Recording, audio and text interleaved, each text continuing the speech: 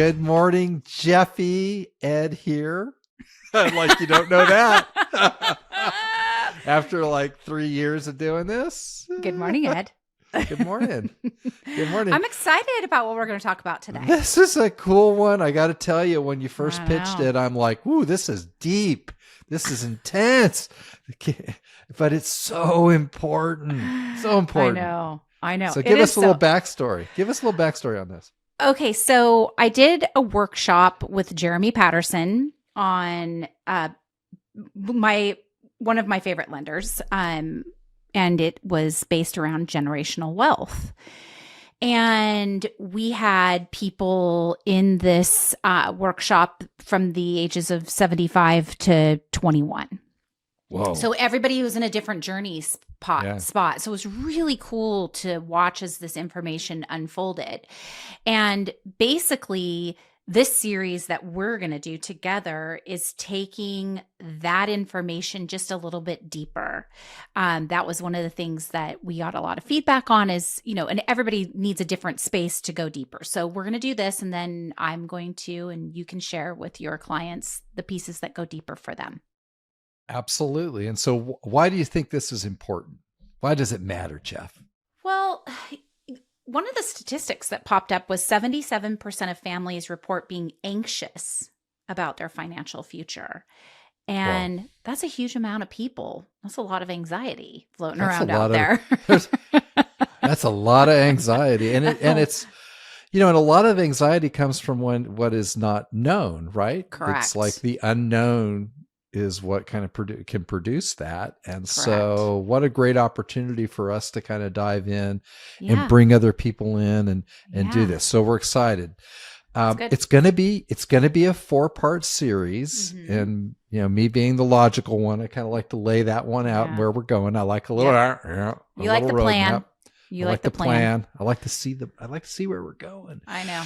And so part 1's going to be around that exciting topic of budgeting. But it's actually kind of cool. It's kind of cool when you get into it. But that's the foundation of everything. So we're going to be starting with budgeting. Yep. Part 2, that'll be, our next episode, will a deep talk about compound interest and leverage. And it's really, really important, especially in real estate. So we want to talk about that. And it's important in life. So we'll go into that. Absolutely. Part 3 will be about investment strategies. And we're going to bring some experts in on that to kind of help out. Mm-hmm. And then part 4 is what we call protecting the nest. I like that. Yeah. And that's about, after you go through this long journey, then what are the strategies to make sure that you don't, screw it all up? Right. Exactly. Right. Hey, you had a good point on what generational wealth refers to. Yeah. So generational wealth, what we're really talking about is it's the assets, the wealth, the resources that are passed down from one generation to the next within a family. Right. So it's all that stuff, right? Right. And that's a kind of an admirable goal. And if you're young, you're kind of trying to build that stuff up. You might get some of that stuff. If you're older, you're thinking, hey, how do I do this the right way to kind of help my kids out, my family out, and not screw them up in the process? Right. Which is a real thing. And so it's not just like, hey, the mechanics of how do I, what do I have and how do I pass that down? But it's also making sure you pass the knowledge and skills to that next generation so that they don't blow it. Understood. And you know what we were talking about when we were doing the show notes, we were talking about the latte factor. The book by David Bach. You've read that more recently than I have, but give us just kind of an overview on that in case our listeners want to read that book. Yeah. So again, the book's called The Latte Factor by David Bach. It's really geared for a younger audience. So kind of like high school to college to like just starting out after, their journey, young adults. And it's written as a parable. And it features this young woman who's starting her career in Brooklyn, and she's excited, and she's like completely behind the eight ball financially, and she figures out a way to kind of, is taught the way to create financial independence and, the road to being a responsible, economic adult. I love and that. It's written in a nice way. I've given it to clients for their kids. I gave it to my kids. That's great. I read it. I really enjoyed it. So that's a great book to think about some of these concepts that we'll be talking about and doing that. That's awesome. So I think it's important that our listeners understand that you and I and the group of realtors that we work with are really interested in the long term of our clients, which is why this even comes up for us. I mean, I don't know of many agents who are working in this arena, right?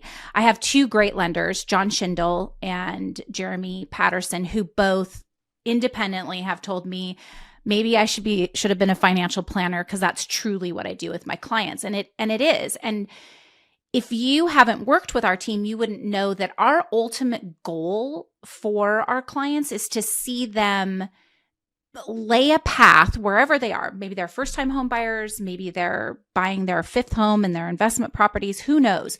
But each one of them has an individual plan that will take them to an end goal of being financially secure. Right? That's a great point. And again, it comes from us not being transaction oriented, but Correct. long-term relationship oriented. And we're here on the whole way. And I know a lot of clients, and I know when we bought our first house, I thought, oh my gosh, I'm going to be here forever. I'm going out in a pine box, I'll have this home the whole way through.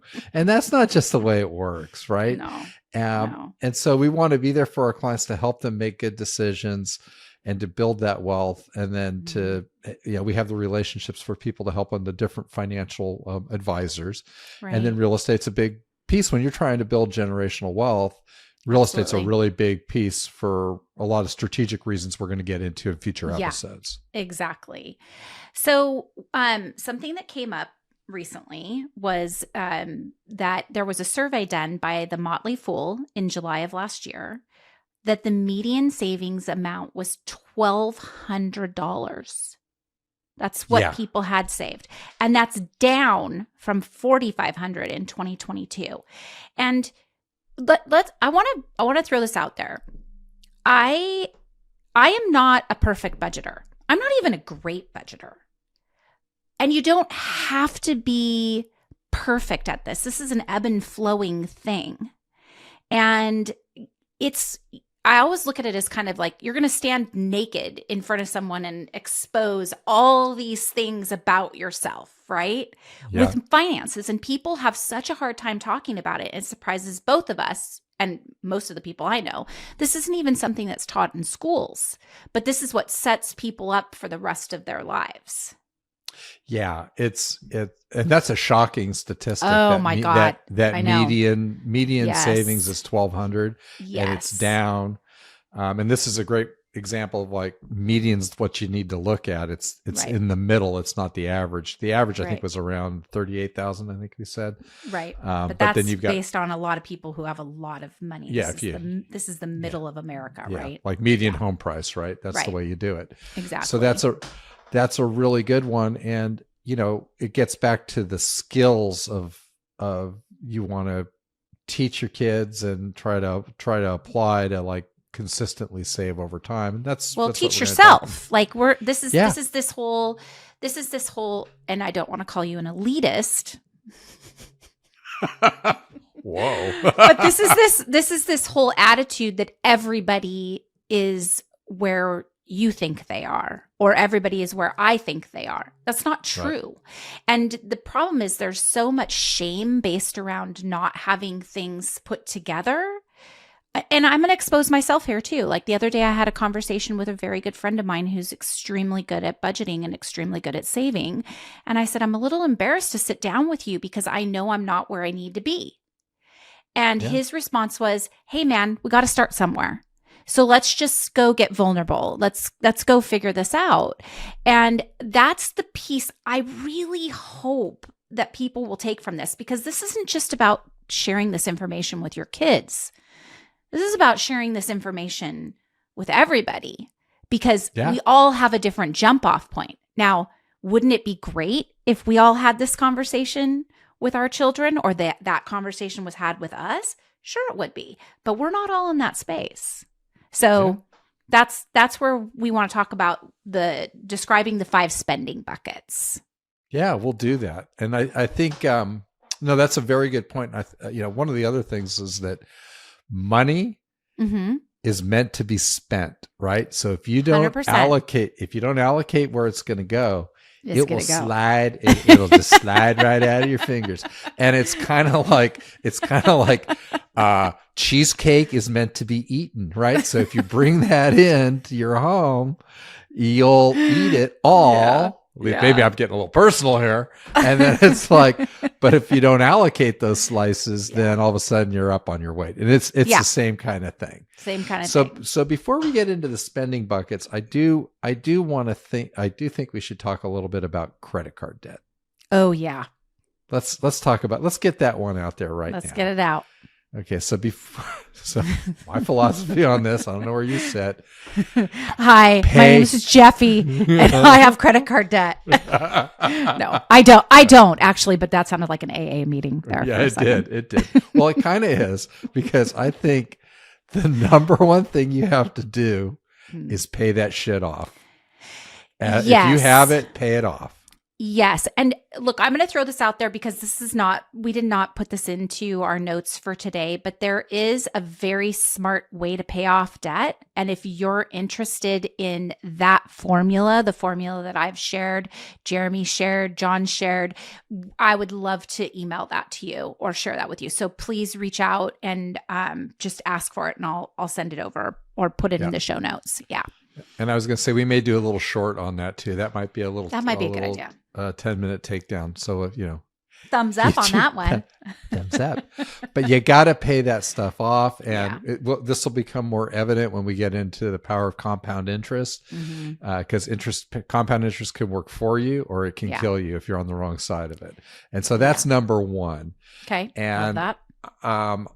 The way I try to think about it is, I use credit cards all the time, but I never carry a balance. It's not a way to pay. It's a form of payment. Right. And I also use credit cards for everything. I have 2. I have one for my business and one for my home. And because I love to travel, I utilize a Capital One card that gives me miles, and I don't pay for my plane tickets. So, but again, that money is allocated, that those cards get paid off every single month. So that's the key. That's the key. Yeah. So we're going to talk about the 5 spending buckets. Yeah. And then I think you're going to do more of a deep dive into those things. So this is just one kind of model on how to look at it. Sure. Again, big picture guy. I kind of like to look at like 5 buckets. I know. So there's living. You got your living bucket. Yeah. Savings. Yes. And savings we kind of think about as like emergency bucket, right? Yeah. It's like where the fire extinguishers and that puppy. Sure. Your retirement bucket. Your investment bucket. And then our favorite bucket. The dreams bucket. And you got to feed, you got to feed it. You got to feed the dreams. Yeah, this brings me back to years ago when Cody and I got married, and he wanted to talk about a budget, which is something that he had always done and I had never really done. And it made me feel very trapped. It made me feel very like, my dreams, you're going to squish my dreams, And here's this guy, he's looking at me like, what the hell? And this is beautiful. And I'm being really vulnerable here because I think that vulnerability will allow other people to be vulnerable. But when you have one person who's completely good at the big picture and one person who's like a full free spirit running around with her hair on fire, it's hard to pull. Wait, is that you? Or is that you or Cody? Which one was that? I'm the hair on fire. Just checking. Cody is the total planner, which I love. Like, that's beautiful. And I honor that in him. But the little piece inside of me wants to kung fu chop it. I don't want to do that. Right. Yeah. So So his famous words were, "Give me 3 months and I'll change your life." And I did. I followed a budget, the budget he laid out for 3 months, and it literally changed my life in 3 months. Now that's a short period of time, right? That's cool. I love that. I love that. Yeah, it's very cool. It's very cool. But okay, so just really quickly, before we go through kind of the different kinds of budgets, I want to go into the savings part of this. Let's do it. You and I have a very liquid and fluid job. We never know when our next check is coming. So for us, our savings, our reserve account should be higher than someone who has a biweekly or monthly paycheck. It's very different. And within yours and my training with Brian Buffini, the goal was to start at 3, get to 6, and then possibly be at 12, depending on where you are in your career and your life. Yeah. But a 3-month reserve, I think, is the absolute minimum that people should have. So before you start spending money on your dreams, before you start spending money in your investments, before you do anything, you need to get this reserve account done to protect you in a time of unknown. Yeah. Would you agree? I agree with that. You want to get, because it's your emergency fund and your savings. So I think 3 months, that's what you want to have. And like, hey, newsflash, like you have a real job, you're not a realtor, then like you can get laid off. You know, those things happen. And so you want to have that money, or your transmission blows up on you. Life happens. Right. So you've got to have that money in there. Yeah. The only thing is and we're going to talk about all these buckets. Retirement to me is number one. You always got to feed that one. The 10%. Yeah. And we're going to get into that, but it's savings and, retirement. Mm-hmm. Yeah. Because if you don't do it, you'll never do it. Right. I agree. And I think that the budgeting, well, let's go through the budgeting really quick, because there's different ways of budgeting. Mm-hmm. And I do agree with you on the retirement, but I think that if you don't have a safety net in place, like let's say that you're in a position where you're regrouping, something's happened, a life event has happened, and you're starting from scratch. I do think that there is a mental thing that happens when you know that you have security with money for the next 3 months, even if you're not putting into your retirement for those 3 months to get to that point. Now, that there's a lot of people that would disagree with me, but for me to have comfort, to have knowing that there's a support system for me, that was more important at that time frame in my life. So, what we're hearing here too is like you got to kind of balance your priorities. I'm gonna push back on that a little bit. Okay, Mister. You and Cody. Yeah. Okay. So, hey, Cody, listen up. Listen to me push back here. So, I would say that you've got to do a minimum amount.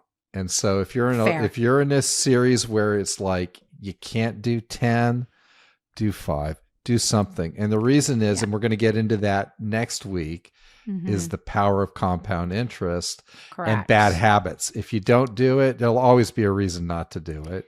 This is true. You got to start that engine, because $1 today is worth so much more than invested up. I totally agree with you. Yeah. But we'll dive into that. But that was my pushback. There we go. See, there's a budget for everybody.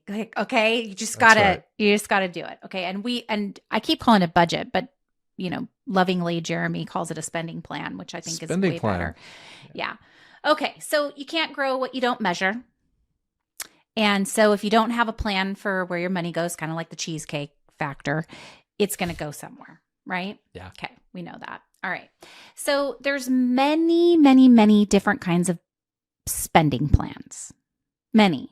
And you have to pick what's right for you. And obviously, if Ed chose any of these spending plans, his 10% would be going into his retirement, no matter what. And same with Cody. Now, I might look at this budget and go, "Oh, I love that budget. That budget sounds great to me." They're fluid. It's a plan. It's not And that's, a lot of people don't ever sit down and make these because they feel like they're punitive, they're restrictive, they're, I don't like it. Yeah. Okay. It's uncomfortable. We'll pick one that is comfortable and play with it, have fun with it. Give it that 3-month thing that Cody told me to give it. Okay. There's a traditional kind of budget, which is what most people do.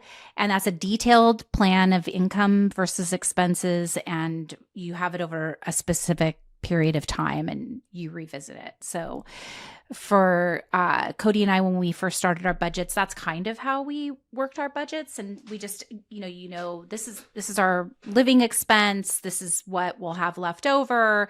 And then that money just kept rolling through. Can I ask how did that work for you? How did that work for you? I did not like emotionally. Yeah. Okay. Here we go. Yeah. That's what I did not like it. So, and again, this is the problem. I think this is a personality issue. And if 50% of the world has the same personality that I do, and 50% has the same as you and Cody, then it's, there's a lot of friction there. Hold on. I don't have that. Lynn's got that. So hold on.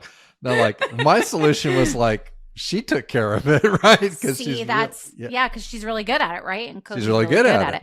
Yeah. But again, free spirit in me is like running around in the paddock like a horse, like, no, you can't touch me. Budget schmudget. But again, what it did is, and this is the serious, I'm sorry, you guys were being really funny about this, but the serious part about this is that you have to start somewhere, even if it's not comfortable for you. Yeah. Because the most important thing is for this whole series of generational wealth is getting your finances in order. And it doesn't matter what you make. It really doesn't. There are people that have lived on extremely limited budgets and have more generational wealth than I will ever build because it's where your attention goes, energy flows, right? So this is important to me. I want to do this. And you can make that happen. The next one is zero-based. And these two are probably the most talked about. And the zero-based budget is an ever-changing budget. So every month you go in and you say, well, this month I want to start saving for a new car, or I need to change the tires on my car, or we need to start talking about our roof. So you create a bucket for that, right? And then all the other things. So whatever you have going on. And at the end of the month, whatever is left over from your income to what you've spent leaves that account.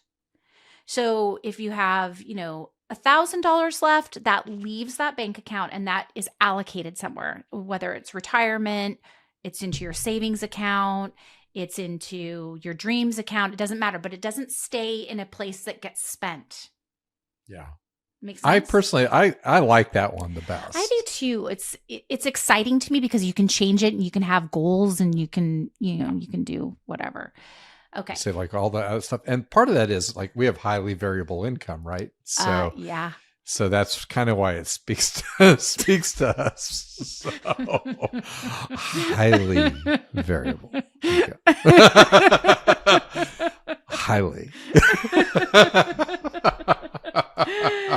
Oh man. Oh, it's so much fun to make fun of ourselves. Okay. Envelope budgeting. This is where you say, this is how much I'm spending on groceries. This is how much I'm spending on gas. This is how much I'm doing whatever. And then once that cash is gone, it's gone. Jeremy Patterson and Courtney. For me. I know. They make a game out of it to see who can have the most money left over at the end of the month. These two freaking people, I swear to God, they're millionaires and they literally live like this. And they love it. Dave Ramsey, research Dave Ramsey. He's got great budgeting ideas and tools. And one of those things was the envelope. But I'd steal from the other envelope. That's the whole problem. I know. One time I sat down with Jeremy and I'm like, look, I want to use my credit card because I like leverage and I don't want to do this. And he's all, well, then that's not for you. I'm all, what if I used Monopoly money? He's all, why are you making this so difficult? Well, I guess I just don't like that one. So we'll keep it moving. Anyway, there's many, many, many different kinds. And for the sake of time, I'm just going to ramble them off. So 50, 30, 20, priority based, incremental, value, pay yourself first. There's a whole bunch of different kinds. But the ultimate end story of this is that pick one. If it doesn't work, then pick another. Create one. Sit down with your partner and go, what are our long-term goals? Sit down with someone who knows more than you about money. That would be a really good place to start. And talk to people about it. But here's the thing. Here's the thing. And I know you glossed over those last ones, and I do want to get a little a little bit of a hot on that. All right. The thing, this is so important. You're like, wait, they're talking about generational wealth, and now we're talking about budgets. It all starts here, and on the micro level. It's micro level, and you talk to like highly successful people, and they'll say, "Oh my gosh, our first time when we did this, like I had like $200 to put into my savings account, right? Exactly. But we worked at it, and we got better, and the income grew, and we had good habits, and away it went. And so, it's like." We're heading toward here in 30 years where we have this generational plan, but it all starts with the budget. Yeah, it does. So give us those little highlights, like 50, 30, 20, like one sentence. So, what is that? 50% of your income goes to housing and utilities, 30% goes to dining out and travel, and 20% goes to savings. So that's actually 10% more than you were talking about.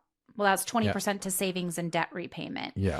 So there you go. Yeah. And I don't know if that's for everybody. Maybe that's for people that don't have high debt balances. But where was the bikes? What goes to bikes? There is the power of that. What is the term that they use? Like the power of one, or what is it? Where everybody, if you have one bike, then you need two. If you have two, N plus one. How many bikes do you need? N plus one.